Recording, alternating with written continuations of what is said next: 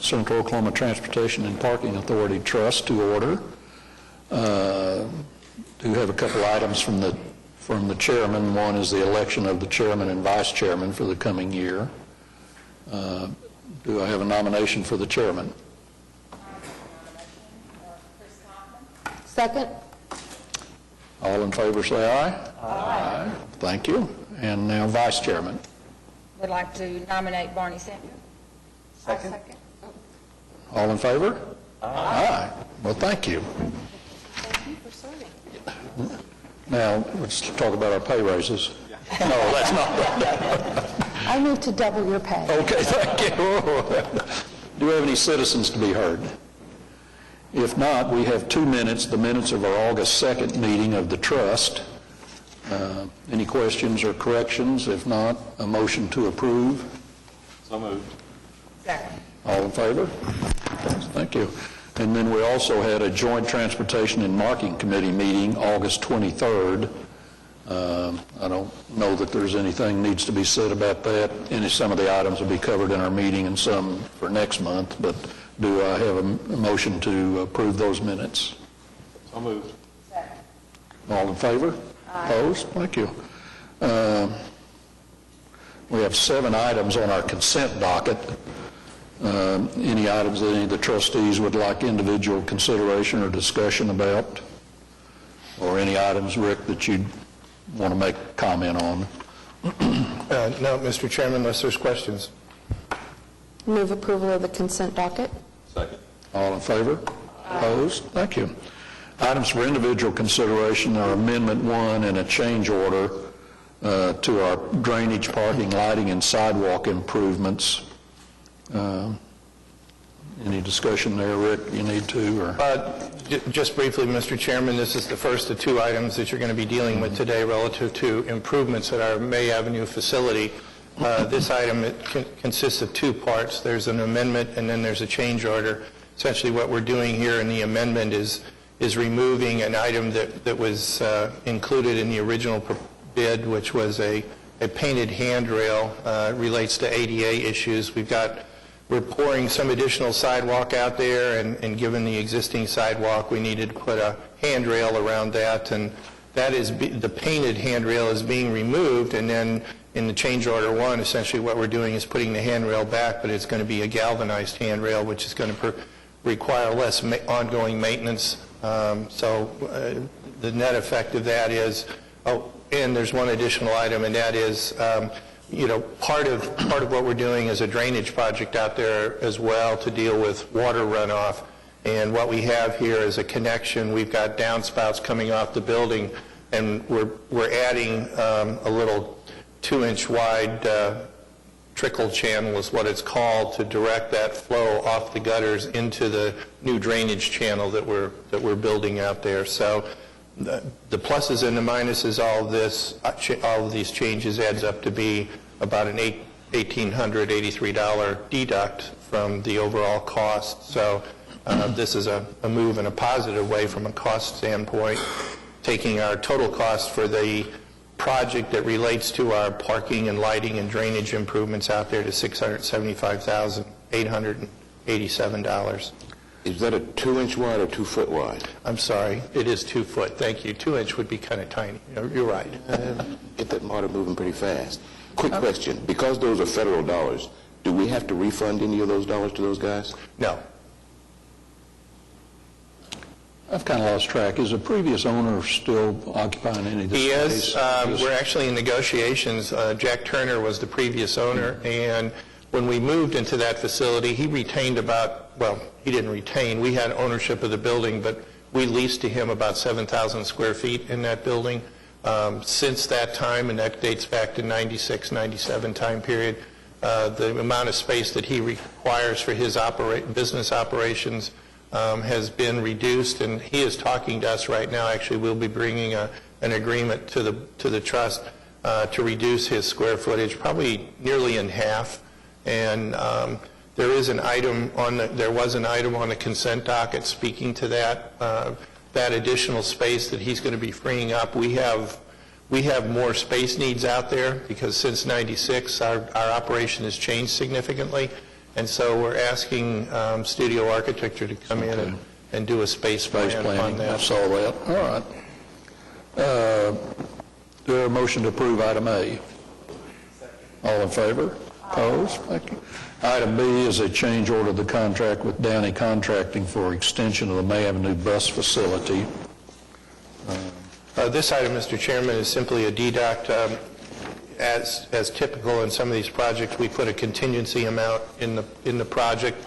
As it turns out, we didn't really need all of that contingency. We had about $10,000 in there for unknown conditions, and we're now at the end of that contract, and we don't anticipate spending that money, so we're doing a deduct in the overall cost of the project. Move approval. All in favor? Opposed? Thank you. Item C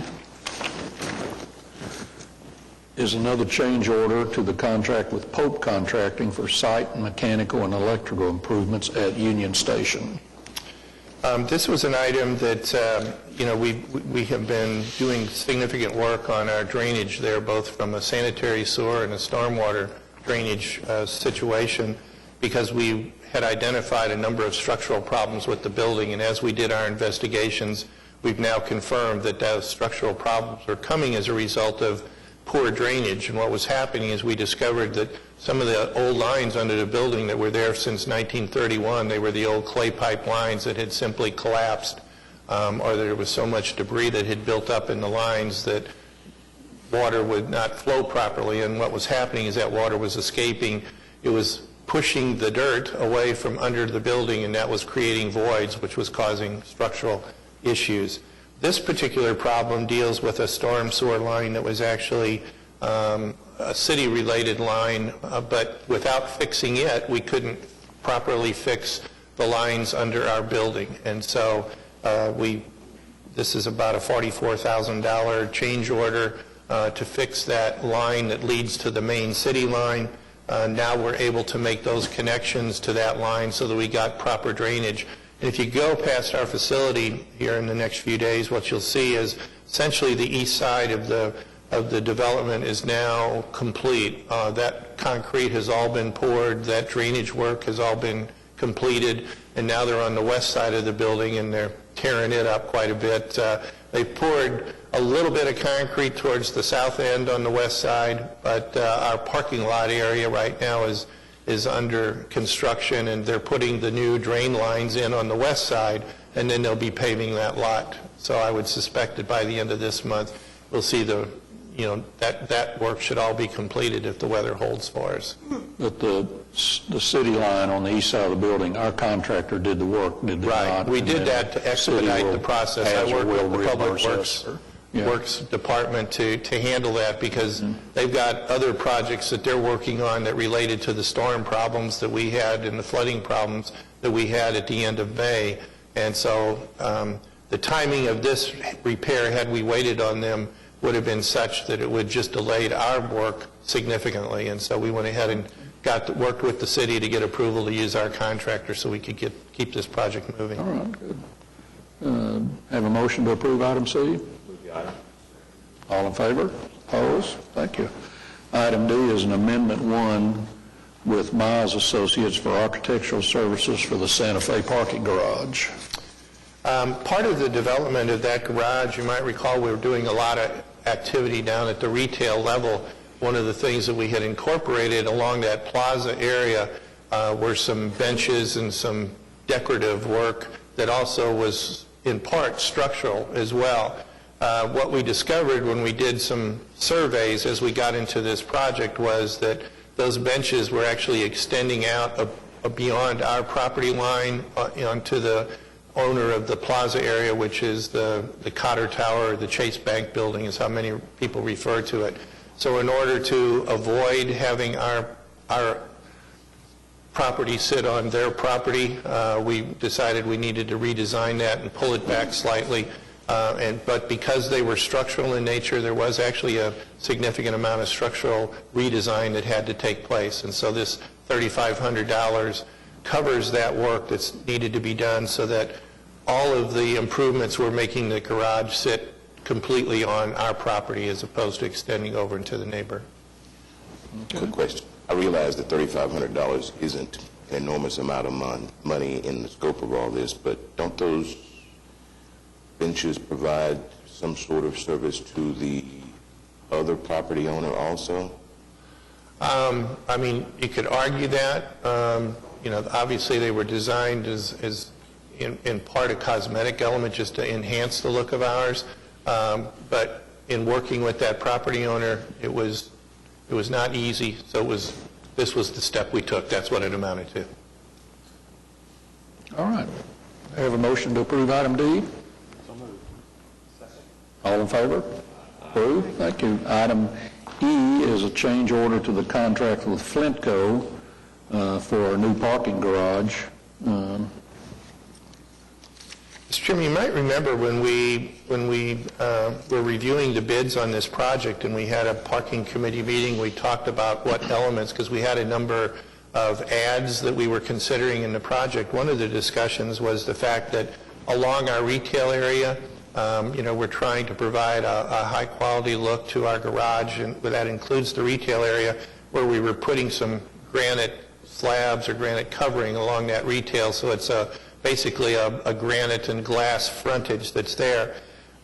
When we bid that project, the architect really preferred what I would call an enhanced granite slab that had kind of a honeycomb reinforcing on it.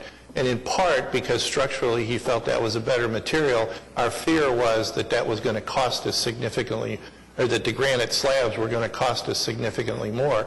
When we received the bids, what we found out is the granite slabs actually were cheaper than the honeycombed material, which structurally is superior to the granite slab.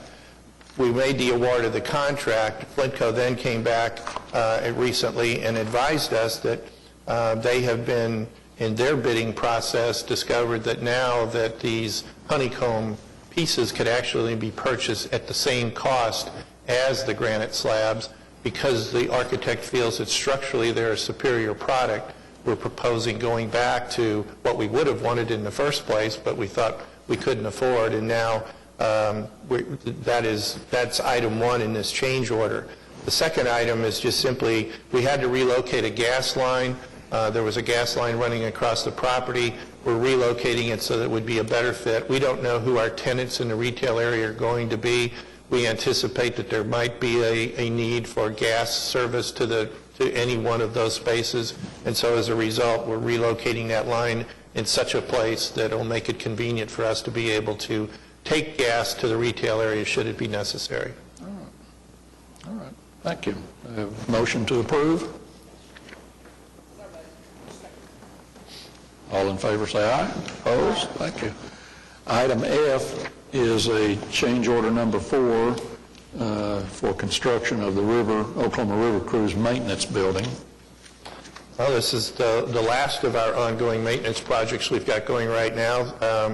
We are near the end of this project, and Jeannie will provide an update as to the status of that when she does her river presentation. But essentially what we have here is a change order that really adds and deletes a number of different items. We're deleting some vinyl flooring and a HVAC vent that's in an area that's adjacent to the large open area where the boats will actually be stored when they're being worked on, removing the vinyl flooring because it's more appropriate that that just remains a bare concrete, because it is going to be adjacent to a work area and doesn't really require that upgrade.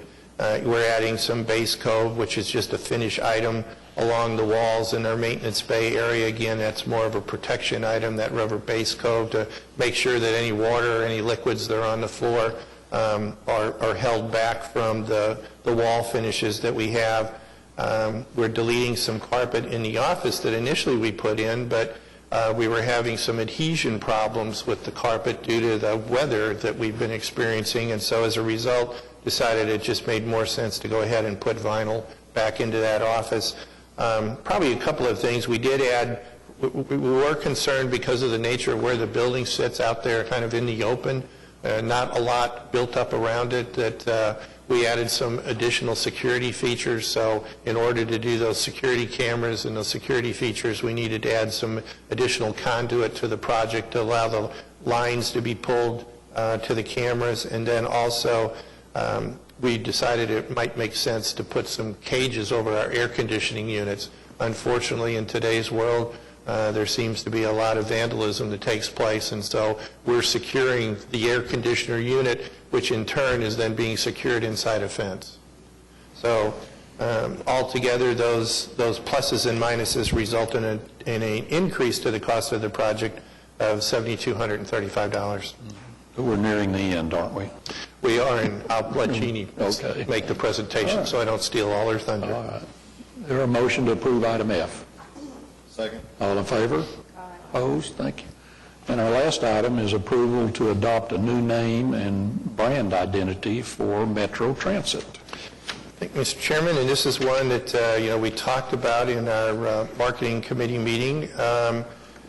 This started several years ago when we conducted a series of surveys to identify how familiar people are with the name Metro Transit. And what we discovered is that there are a lot of people who don't even recognize the name, and there are others who know the name, but then there's confusion over, well, what's Cotpa and what's not only Metro Transit, but there are people who still out there remember the old Mass Trans name. And so what was clear is that there was little name identity that existed.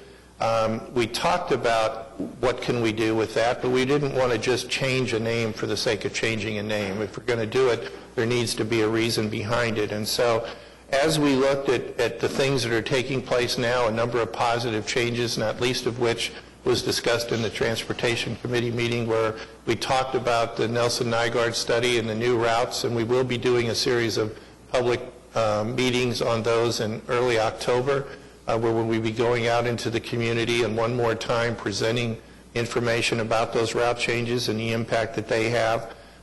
We've talked a lot about our technology enhancements that we're doing and the real-time information that will be available to people.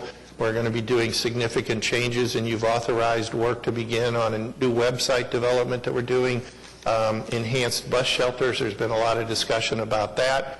We've contributed federal money to the city's work. The city's doing significant work both through maps and bond issues and doing sidewalk enhancements. We've been able to bring some federal money to the table to allow better connections at our bus stops to those new sidewalks that are taking place.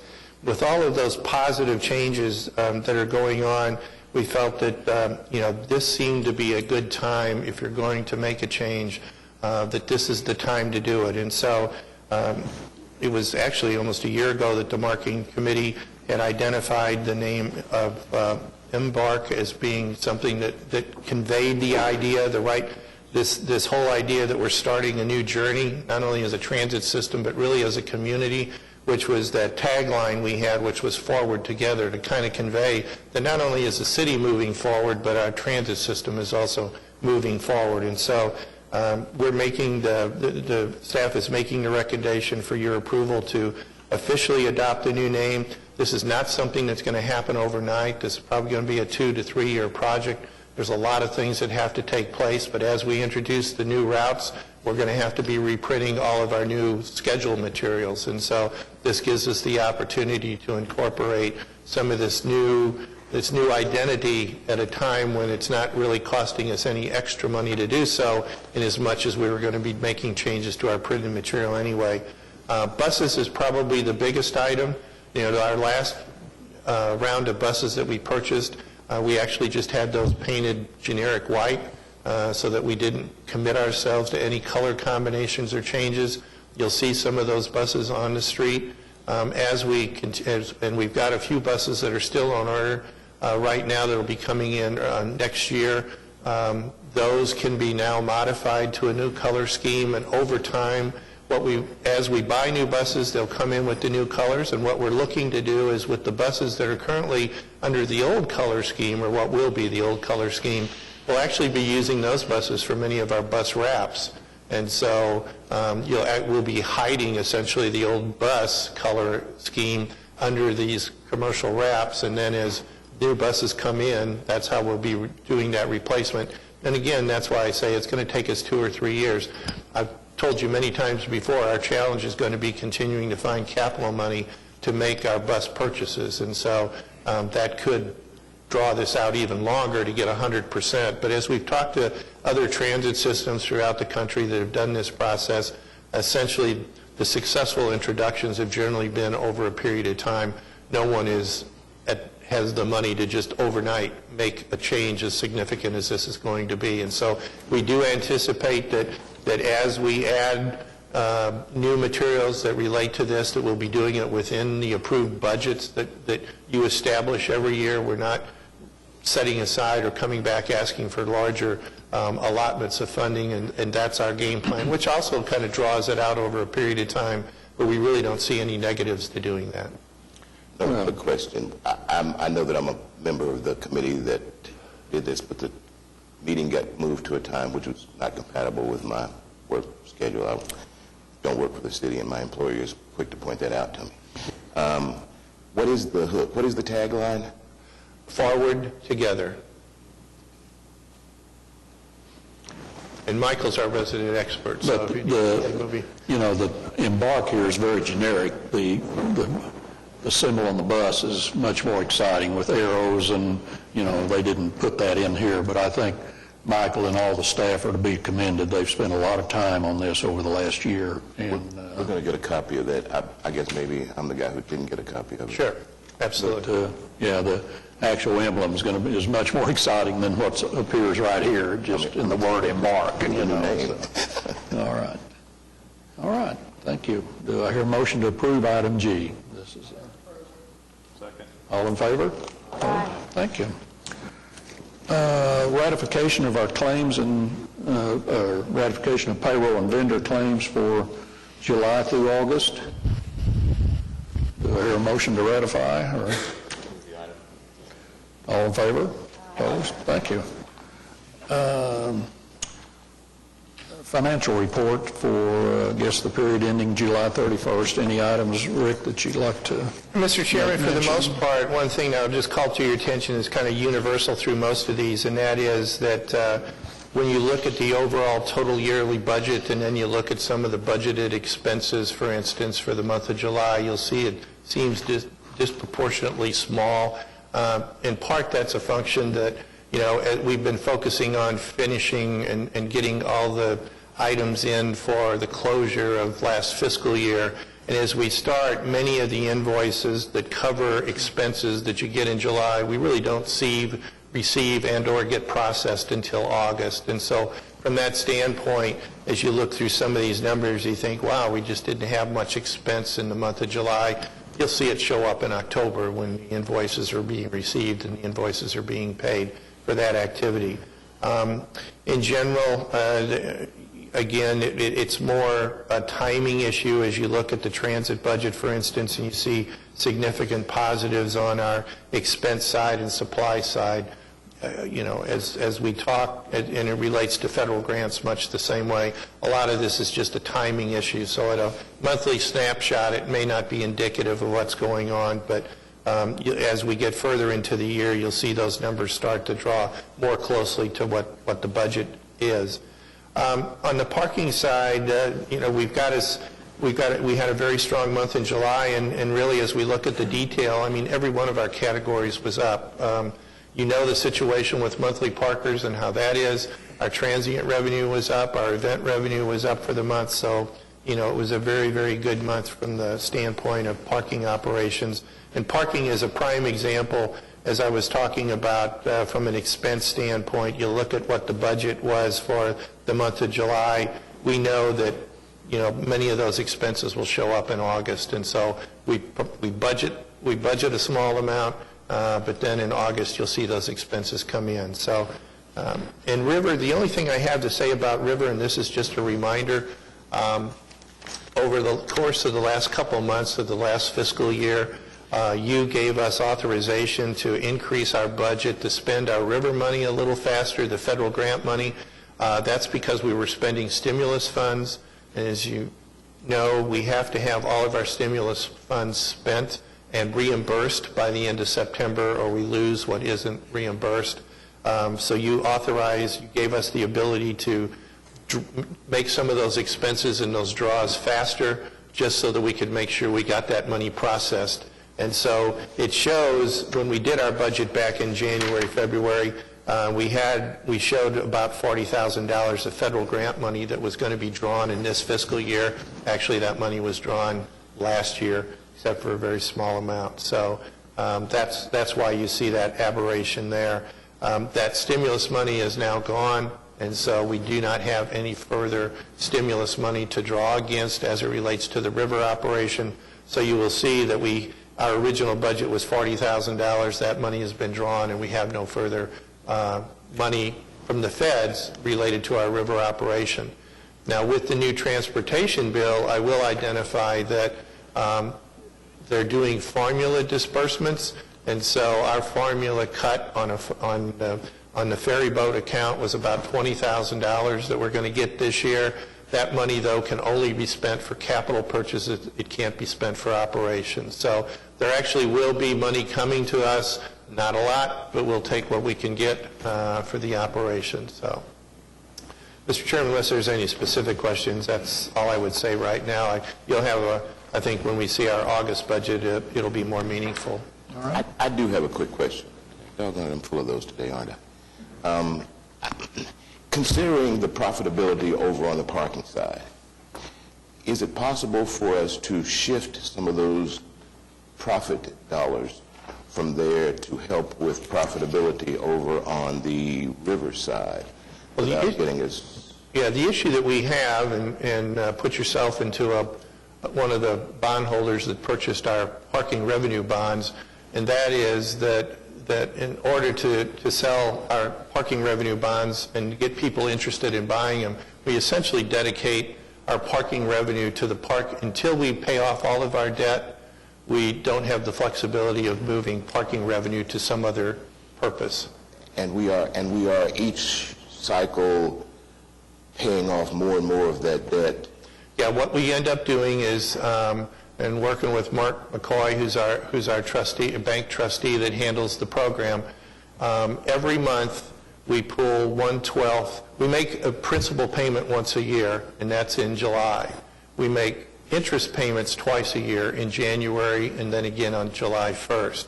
And so as we have revenue come in every month, the bank, as our trustee bank, sets aside 1/12 of the overall principal payment every month, so that when July comes, we've got that money already accumulated to make the payment.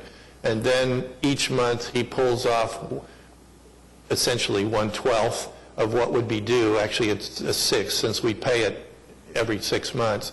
He pulls off the interest money. So then in January, when it's time to make an interest payment, that money has already been accumulated. And then likewise, in July, it's already there. So the bank does that for us. As we bring the revenue in, we make sure that we can pay our debt or make our debt service payment to our bondholders. And then the additional revenue that's left over then comes back to the operation. I'm not very well versed on the process, however, and the guy who handles the bonds may be better equipped to answer this question. However, because we are paying more and more of our debt more regularly, and we look better on paper each time this happens, does it not correlate over to those guys who hold those bonds that, gee whiz, that entity is doing better and better and better and better, maybe I could buy more, do more, spend more with them? Well, yeah, generally what happens, and and either Mr. McCoy or Mr. Freeman might help me out here, but essentially when we sold the bonds, that very first day, we sold a large portion of the bonds. We did not sell all of the bonds. So the company that was selling the bonds for us then agreed to buy what was unsold to the market, and then over time they sell those bonds. But we've already established the price at which they sell, and that is all done. And once the bonds are sold, they're sold. So, you know, what we would hope is that over time we demonstrate the capacity to be able to be a good debt risk, and that when Cotpa sells additional bonds in the future, that our track record shows that we pay our bills, we pay them on time, and that we have a good financial standing, and that's what hopefully encourages people to buy more bonds from us. You bet. I would think that would be even more preeminent an idea out there in the marketplace right now than it has been in the last 20, 25 years, that we look way better today than we did yesterday, and that in itself ought to be attractive, I guess is the term they use. Well, and certainly it is. It is a tough market, and because it's a tough credit market, the way they look at companies, whether it's a private or public entity, they've tightened those up quite a bit too. So the rules by which we have to live are much more difficult or much more stringent than what they were before. I think we came out of this deal. We did get the city to help us in our rating, to give us a high rating, and I appreciate the city's support in that. I think our finance folks felt, who are the experts at this, that we did get a very good rating. We were excited because we had a good track record. Not only had we been paying our debt on time, but we actually entered this deal debt-free, and we had a very strong financial statement. So, the intent is we need to do a good job of managing our operations so that we continue to have a strong balance sheet, a good track record of being able to demonstrate that we pay our bills. And again, the next time we go out, we hope that those work in our favor. I think, Brian, as much as we'd like to think, if the trust went out to sell bonds on standalone with not the full faith of the city or the river or the water trust at one point, they're not very attractive. Parking garage bonds are... Yeah, and that's not really a reflection on Cotpa necessarily. No. It's more of the risk level that's there because it's a parking system. That really is a reflection of that, as well as what Rick was saying as far as basically ride the market. What's happening in the market also influences where you sell your bonds.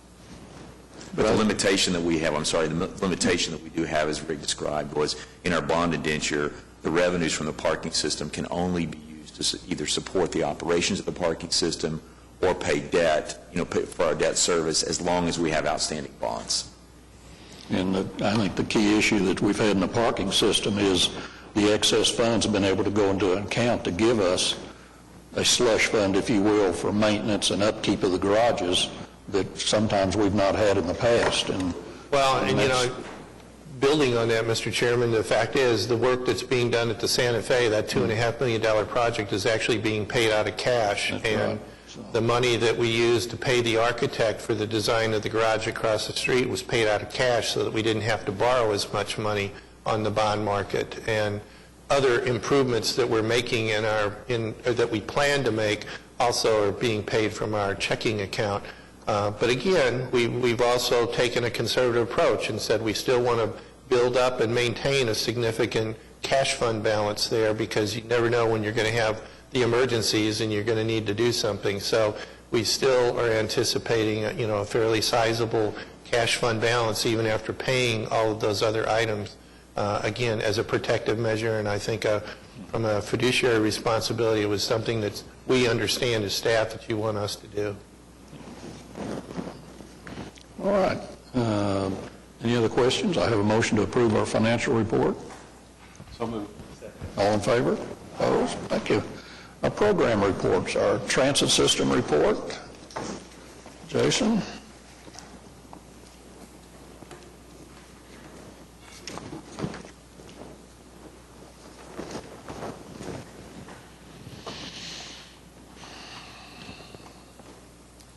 Okay, well, good morning.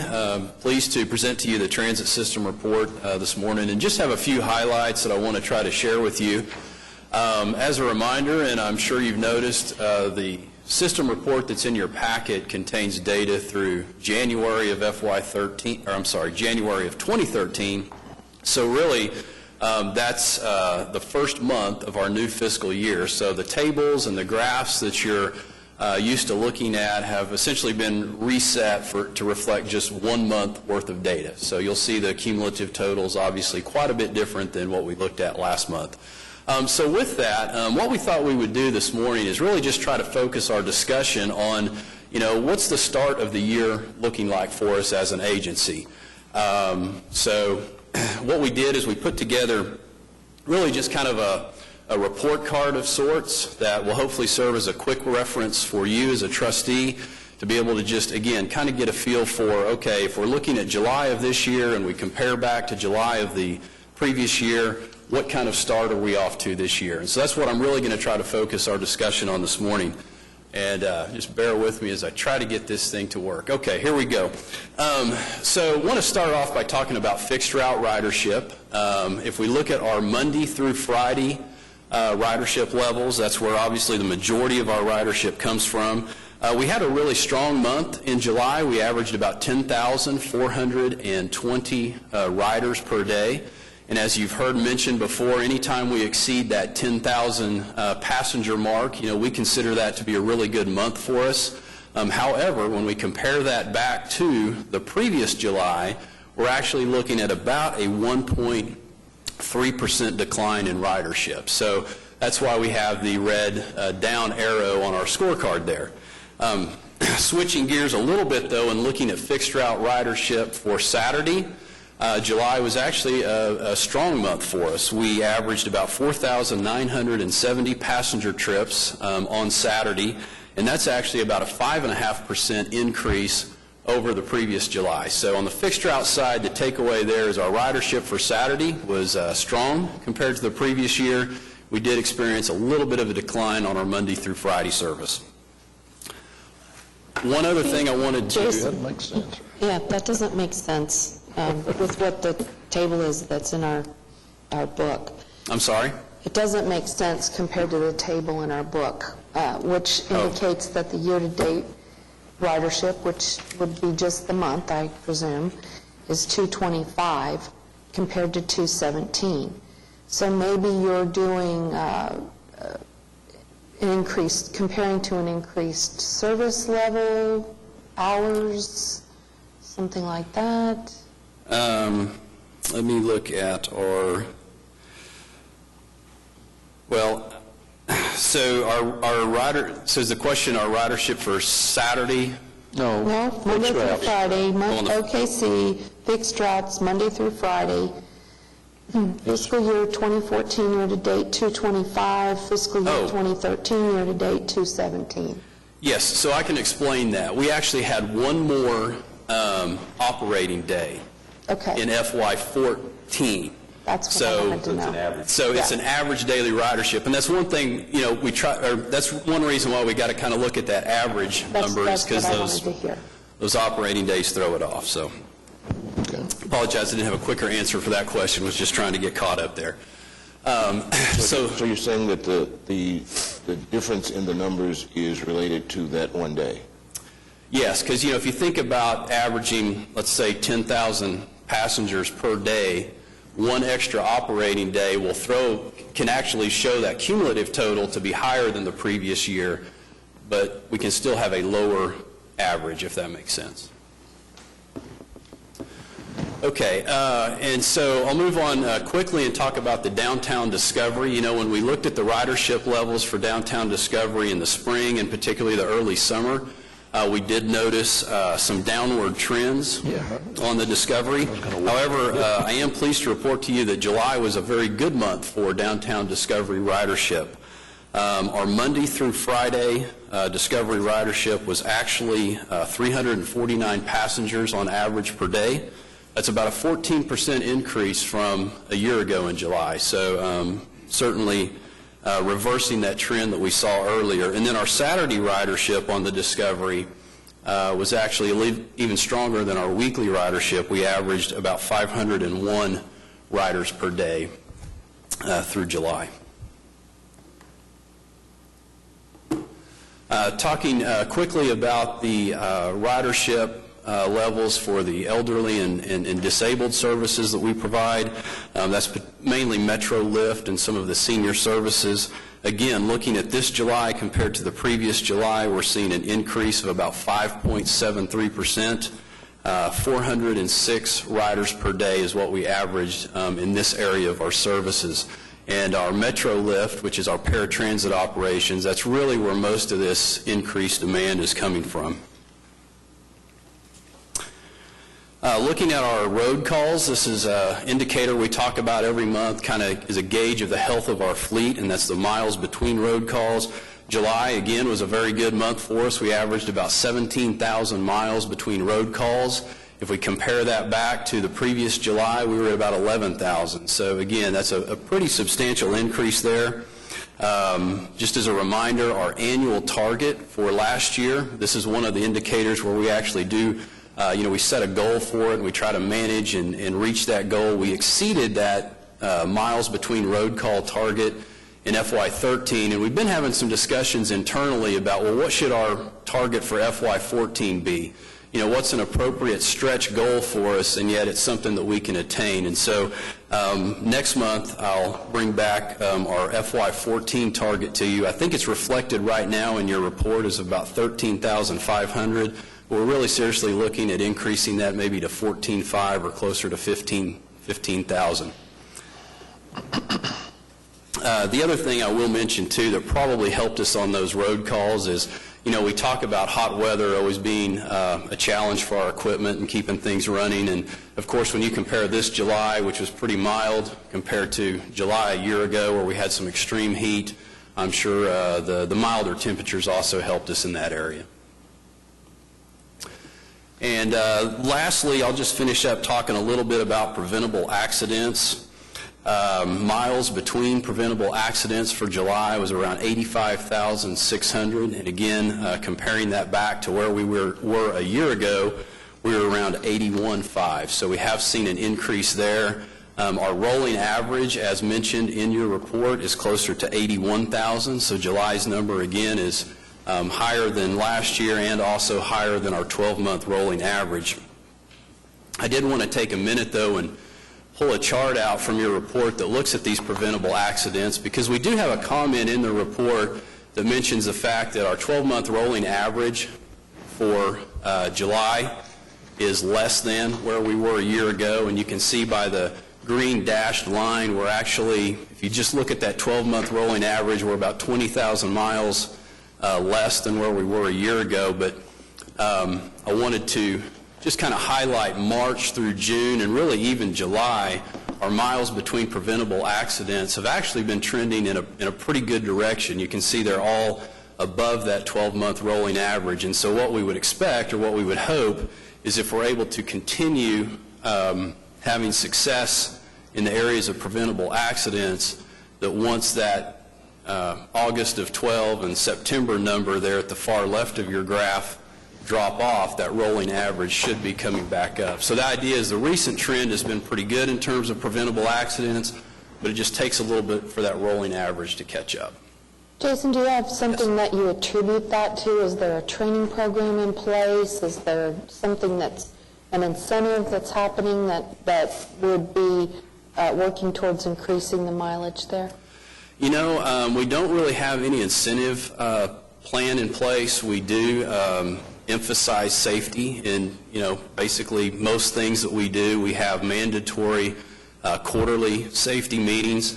And one of the things we recently did for July in particular is we noticed for some reason July is one of those months where we just, for whatever reason, have a lot of accidents when we look at, each month individually. And so in July we did start kind of a little mini safety awareness campaign where basically we just emphasized and communicated to the operators that, hey, this is typically a bad month for us. Let's all be a little bit more safety aware. And anyway, we put some information out to the operators, did some announcements over the radio, kind of some reminders. And so we did that in July, and other than just regular ongoing safety training, we don't have a special campaign in place right now. Okay. The Downtown Discovery, last year we had a sponsor for that. Are they on board this year? We don't have a sponsor. Rick, who was it? It was Platt College, yeah. But they didn't renew that sponsorship, I guess, or? I'll let Michael talk. Oh, okay. The way they chose to continue to participate with us is just to roll that into their continuing advertising that they do throughout the entire system. And the option was to provide the same logo to say that this is sponsored by, but their bigger concern was just additional space on a couple of other buses or on the interior of our buses, so that they chose to look at it differently than they did in the past. Okay. So that prevented us from having to modify the wraps and put in additional cost to us. They were more interested and raised their actual advertising than they had in the years past even. So we have a higher contract or a higher valued contract with them than we've had even when they said it was sponsored by. Okay, good. They are participating at a greater rate this cycle than they did the previous cycle. Can we now find someone else to do what they had done previously to wrap the buses and pay for it? Right. Yes, we could. As part of our discussions with them, though, we're with that raised rate, we're continuing to allow them on paper. They're still somewhat our sponsor for that fare recovery. But instead of putting them on the side of the Discovery bus, they may have more advertising throughout the system in our other fixed route buses, rather than just being on those few buses downtown. But there is no contractual exclusivity related to the outside of those buses? No, it's just an agreement. So we are charging when somebody gets on the Discovery? No, it's still at no cost, but we're still recovering that fare through increased advertising by that vendor and others as well. Yeah, okay. Thank you. Got a few photos to show you of some the projects that are going on at South May, but before I do that, is there any questions about the transit system report? Okay. Just a quick update on our construction project out at South May. Last month I talked with you a little bit about the lighting project that's going on. Wanted to report that we've completed all of the lighting improvements for the employee parking lot as well as the bus parking lot. Here's a photo of one of the light poles being installed, just to kind of give you an idea of how large those are. Here's one completed, and we're really looking forward to the improved lighting that we're going to have out at that facility, especially as the winter months come on and the days get shorter.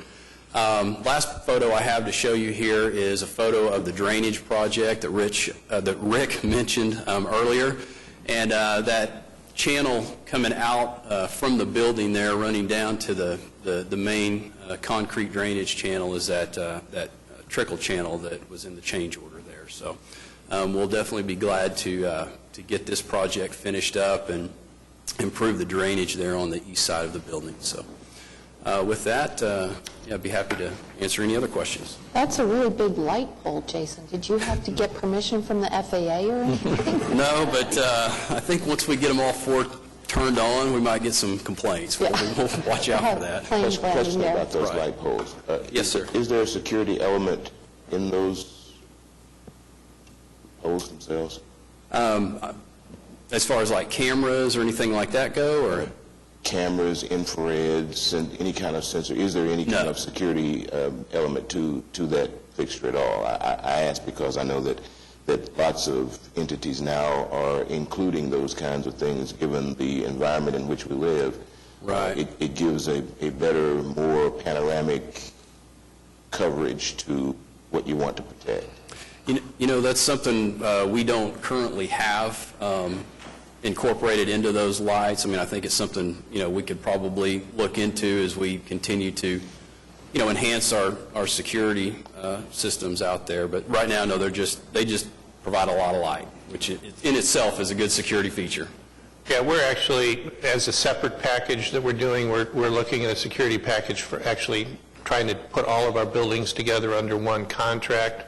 And that's just, those poles may come into play, but we haven't finalized that from both an access control situation and then also from purely a camera and an enhanced lighting solution to our security issue as well. We actually invited in some federal folks to do a security analysis of our properties. It's what they do for a living, and so we invited them in and said, give us some recommendations, tell us where we're weak, tell us where, you think we need to make enhancements. They did that. They did it they even went deeper than we would have thought, but again, that's what they think about as security type items. And so we're not trying to make it Fort Knox and some of their things were probably more extreme than what we would need to do, but we're taking that information, we're putting, as you know, any of our formula grants, 1% of our formula grant every year that we get has to go towards some kind of security measure. And so it's not necessary that we spend it every year. We can accumulate those monies, and we have been doing some of that to give us ample monies to not only deal with our access control issue, but then also enhance security at all of our facilities. All right. Jason, can I ask one more question? We've approved some change orders and also ratification of bills to Trapeze on the AVL system.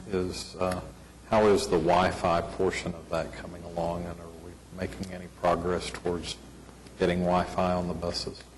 I'm probably going to need to let Michael speak to that. All right, thank you. All right. Parking system? That's me this morning. Oh, that's you this morning. Debbie All is right. actually on vacation. She's cruising in the Caribbean somewhere. So Excuse me. I really didn't have anything new to offer other than, obviously, as you see, our occupancy from a monthly parking standpoint continues to be very strong. I've already talked about that July was a particularly good month for parking in the sense that all of our individual elements that we monitor that contribute to our revenue were all up this month. So I really have nothing more to add than that. Okay. Larry, I'm sorry. I'm used to you doing both reports and then just kind of skipped over you. I apologize. Well, thank you. Just a little update in terms of long-range plan and implementation of the long-range plan. August was really a month where a lot of different types of planning projects kind of turned a corner. And a lot of things in that long-range plan you adopted long ago got a lot closer to implementation. The Fixed Guideway study, had recommended some type of an intermodal hub for the downtown area. And, there, as you all know, there's a pretty big announcement about federal funding for that, this past week, and that certainly is a big step forward. In terms of streetcar, though, a lot happened in the past month there as well. The MAPS Transit Subcommittee recommended a route for downtown streetcar, and that's really making its way to City Council for receipt September 24th. And the work that you all did, many of you on that steering committee for the AA, you had recommended a route, and this route going to City Council is called the Zeta route. The recommended route framework is based on what is being called the Zeta route, and it very much resembles the locally preferred alternative route that you all recommended a couple of years ago. The big couple of changes north of 4th Street, but you've probably seen those, and this particular route wouldn't include a connection on 4th Street from, say, Broadway, where the YMCA is, out to the Health Science Center.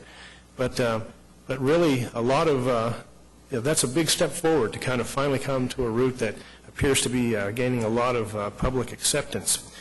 In terms of the Tiger II planning work that's been done to try to help support the streetcar planning process, numerous reports kind of reached sort of a near final stage in this past month. But in addition to those 5 or 6 reports, there was also an environmental agency resource meeting. The idea was basically you bring in the State Historic Preservation Office, the Department of Transportation, Department of Environmental Quality, and some other local entities, and explain the type of routing that's being talked about to see if they really have any environmental issues with that.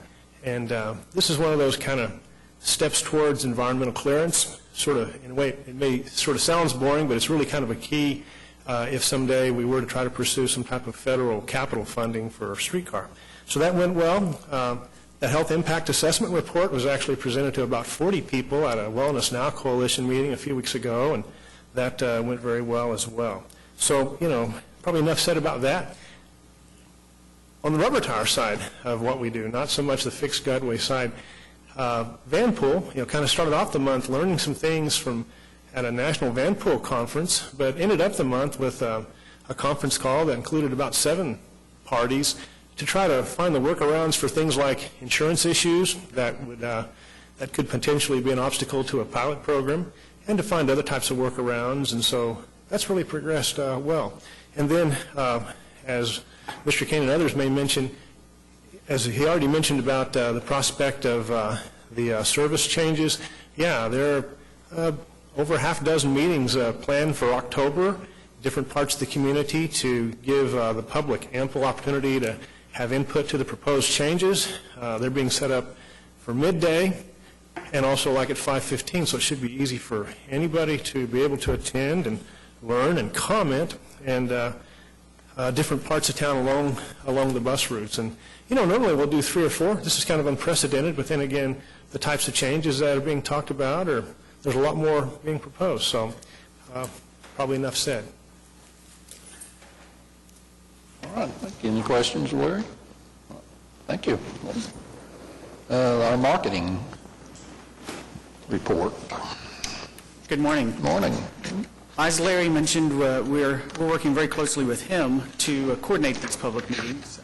It's very important that we provide as much information as possible, as this would be a very major change to the way we operate, and and will definitely impact the travel patterns of our current riders. We have 8 meetings scheduled currently, and that will go through, I think the first week of October is when that starts out. And we will be issuing a press release in the next week or so to start announcing those and putting the word out and making information available down at the transit center and on board buses and at various other locations such as libraries.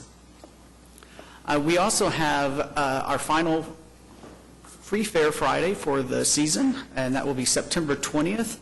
I have to say that right now, I look forward to our next meeting so I can show you the ridership results and how that continues to grow in the program and the stories that we're hearing from offices who are now using it to take a lunch outing and to introduce public transportation to their employees, and using it for ways to make another meeting that they normally would drive to. So we've got some good information there, and it's really encouraging to see the results of that.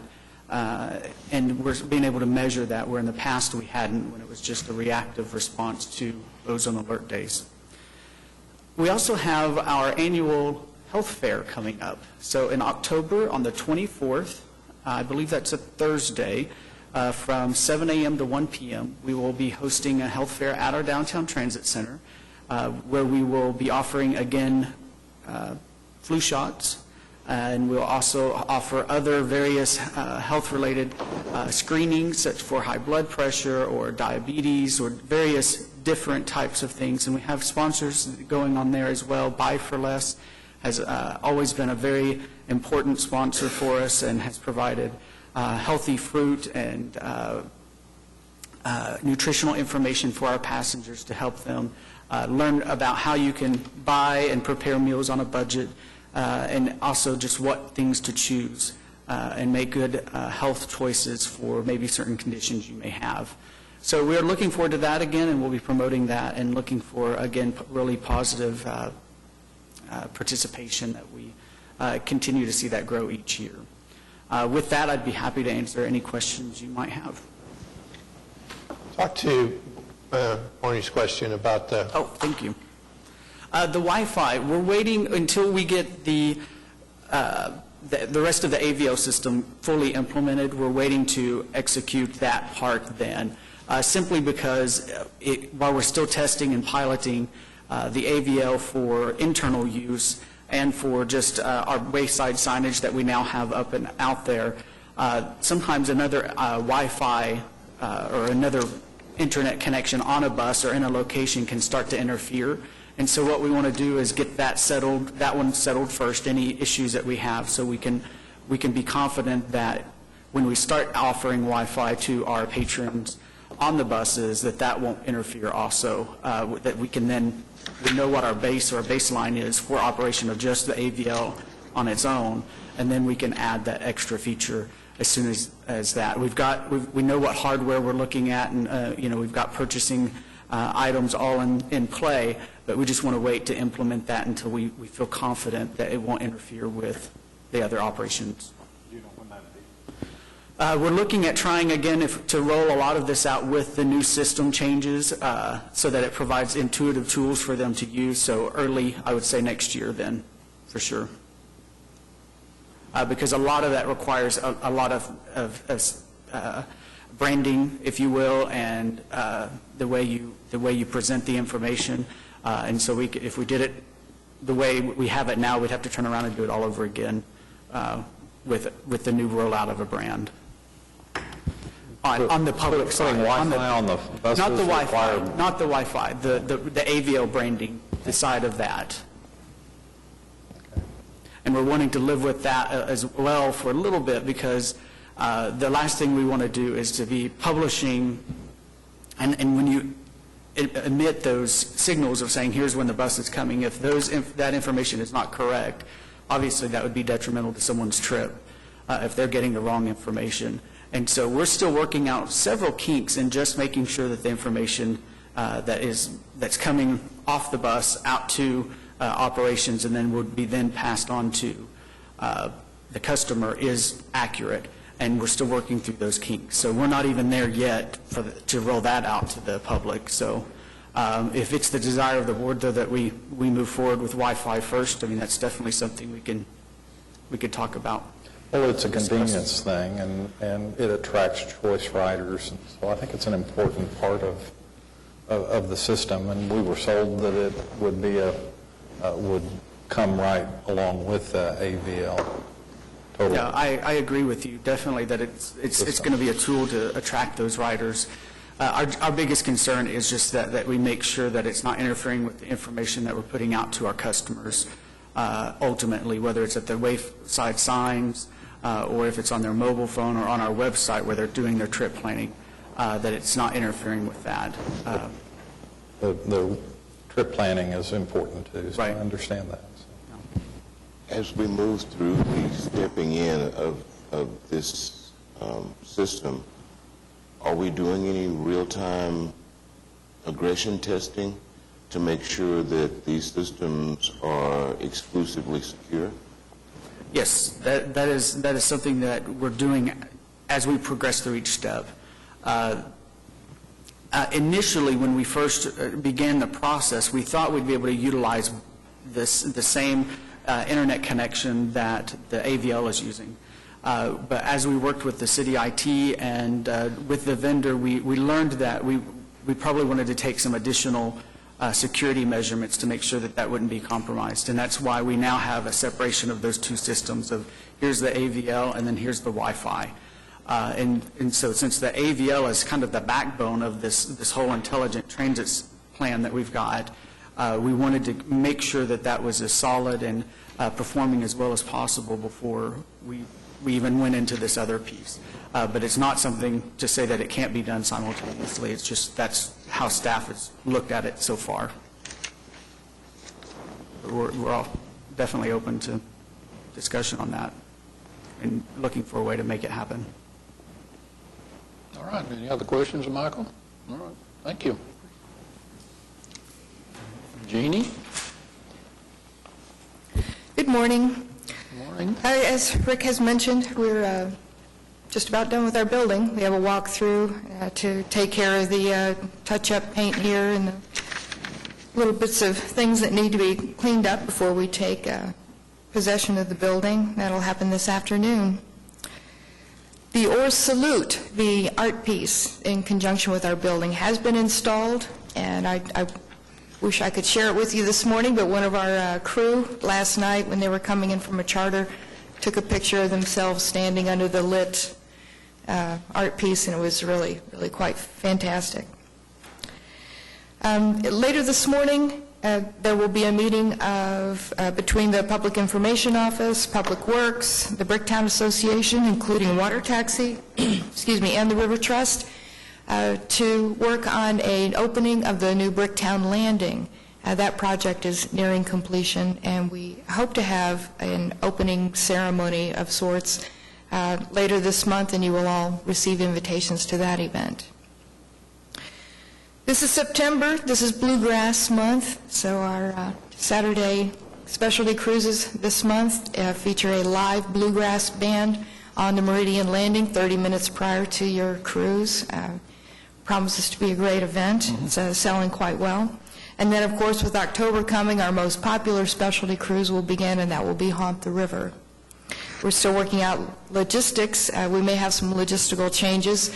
Earlier in August, we had another dam gate failure. Gate number 5 at the May Dam suffered a failure. Fortunately, Public Works was out there immediately and only suspended our service for 1 day. They do have to come back, though, and fortify that gate, so there will be a couple of days, which will probably turn into a week's worth of service, where we may see a complete suspension, since the basin they need to lower to complete the work is the middle basin where we store our boats, and the connection between the Meridian and Regatta Park. They're working on a plan to do as little service interruption as possible. This is the time of year when things slow down, and so we'll be pushing to have that event occur during our slower months and when we're just winding down for the season. And with that, I'll be happy to answer any questions. Any questions, Jeannie? Thank you. All right, do I hear a motion to receive our program reports? So moved. Second. All in favor? Opposed? Motion passes.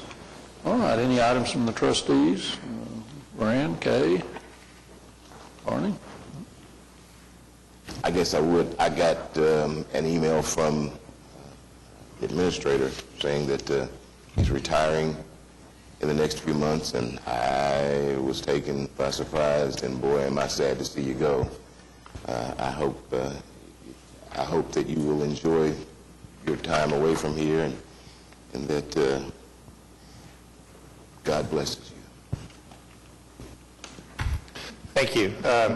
We still got a few months to go, so we got a lot of work yet that we need to get accomplished over that period of time, so I appreciate the kind words, but you still got me for a while. It caused you more grief here in the last few months. Just one announcement I'd like to make, Mr. Chairman. I mentioned this last month is kind of a reminder. Our next scheduled board meeting is Friday, October the 4th, because of the APTA meeting that's taking place. The early part of that week, actually through Wednesday of that week, I anticipate that I know that we'll be rescheduling the meeting. The question is, I know that there's, the following week has a number of trustees traveling, and so we'll kind of monitor and see what items are coming up as to whether we actually need to schedule an October meeting. If we do, Susan will get with all of you and try to find a date that works. If we don't have a lot of items that it's critical that we hold a meeting, we may wait then until November and just skip October. So we'll keep you apprised as how that's going. But clearly, October the 4th or October 11th were 2 days that we know are definitely not under consideration. When is OU Texas? The 11th. 11th, okay. I got that message early on. Okay, all right. All right. No other questions by the trustees, and I would have a motion to adjourn. So moved. Thank you.